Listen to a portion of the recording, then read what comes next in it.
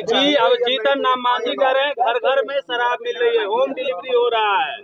शराबबंदी पे जितनी बातें मुझे कहनी थी सदन के माध्यम से, मीडिया साथियों के माध्यम से लगातार 3-4 दिनों से अपने बातों को रखने का काम किया।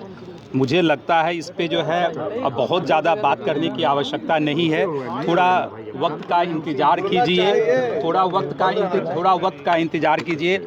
बिहार के लोकप्रिय मुख्यमंत्री श्री नीतीश कुमार जी निश्चित रूप से इसकी समीक्षा करेंगे। मुझे पूरा विश्वास है, सब लोगों की मांग है, जनहित से जुड़ा हुआ मामला है और निश्चित रूप से इसकी विस्तृत समीक्षा होगी। आप समीक्षा की बात कर रहे हैं, पर अब कांग्रेस के लोग कर रहे हैं इसको खत्म ही कर दिए, शराब खोल दीजिए।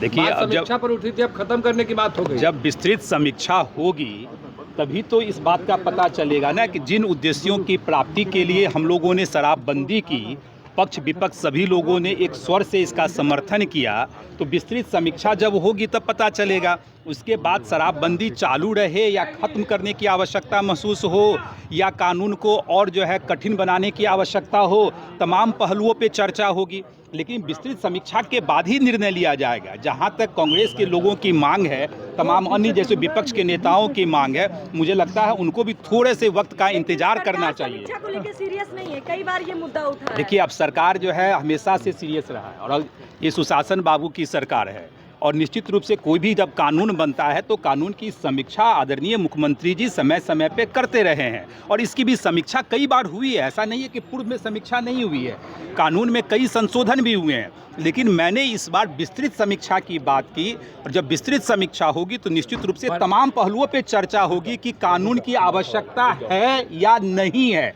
आपके बातों का ही मैं उत्तर दे रहा हूँ, कानून की आवश्यकता है या नहीं है। तो इन तमाम चीज़ों पे जो है सो डिस्कशन होगा और जो भी डिस्कशन के बाद निकलेगा वो आप लोग के सामने आएगा। माधव जी, सवाल है कि इस पर जदयू अलग थलग पड़ गई है, बीजेपी, आप, उपेंद्र कुशवाहा, जीतन राम मांझी सब एकजुट हो गए शराबबंदी।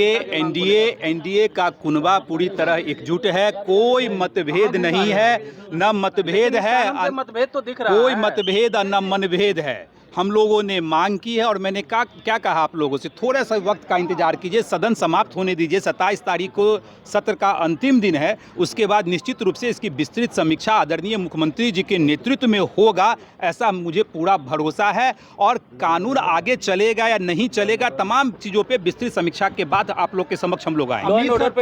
बिहार दौरे पे हैं, घुसपैठिया को लेकर के वो बैठक करेंगे, क्या लगता है बिहार में भी घुसपैठिया हैं? देखिए, आदरणीय गृह मंत्री जी तो लगातार जो है एक भी लोग या एक भी इस तरह के लोग, उपद्रवी तत्व के लोग या इलीगल माइग्रेंट जो होते हैं, घुसपैठिए जो होते हैं, अपने जो है सीमा में प्रवेश न करे, भारत की सीमा में प्रवेश न करे, इसके लिए आदरणीय गृह मंत्री जी हमेशा लगातार से काम करते आ रहे हैं। और निश्चित रूप से बिहार में भी घुसपैठियों का तो मामला है ही, उसको चिन्हित करके कैसे जहां से आए हैं उसको वापस भेजने का काम किया जाए, इस पे सरकार गंभीर है, बिहार सरकार भी गंभीर है और केंद्र सरकार भी गंभीर है।